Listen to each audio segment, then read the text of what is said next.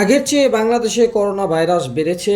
শিক্ষা প্রতিষ্ঠান বন্ধ নিয়ে যা জানালো শিক্ষা অধিদপ্তর। হঠাৎ করেই অভিভাবক এবং শিক্ষার্থীদের প্রস্তুত থাকতে বলা হয়েছে। দেশে হঠাৎ করোনা ভাইরাসের সংক্রমণ বাড়তে শুরু করায় দেশের সব শিক্ষা প্রতিষ্ঠানে সতর্কতামূলক ব্যবস্থা জোরদার করতে বিশেষ নির্দেশনা দেওয়া হয়েছে।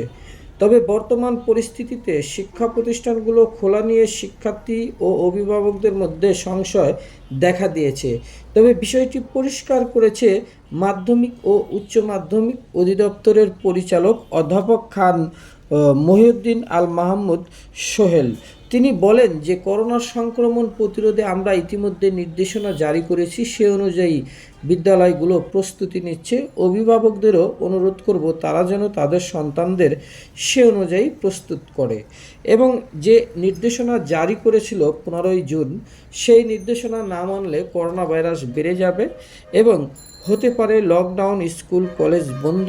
সবাইকে সতর্ক থাকতে বলা হয়েছে উক্ত বিজ্ঞপ্তিতে।